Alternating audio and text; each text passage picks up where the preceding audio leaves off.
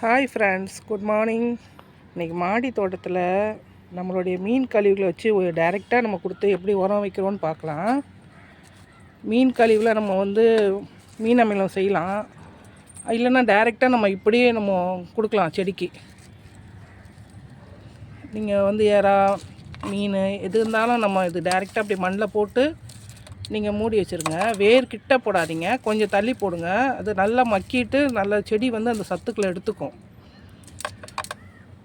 இந்த மாதிரி நீங்கள் டைரெக்டாக மீன் நம்ம சாப்பிட்டு எலும்பு கூட போடலாம். இந்த சிக்கன் எலும்பு, மட்டன் எலும்பு இது மாதிரி கூட நம்ம கொடுத்து அது கொடுக்கலாம். நம்ம மண்ணை போட்டு நல்லா மூடி வச்சிடணும், இல்லைன்னா நமக்கு எலி வந்தால் பறித்து விட்ருவோம்.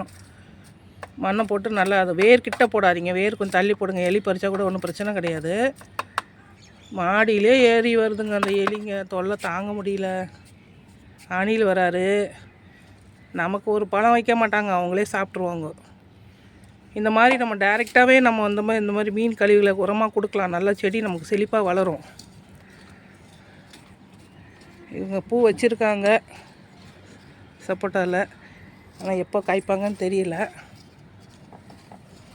தெரியுதுங்களா? பூ வச்சுருக்காங்க பாருங்கள்.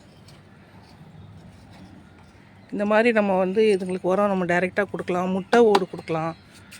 முட்டை ஓடு, டீ தூள், இது மீன் எல்லாமே போடலாம்.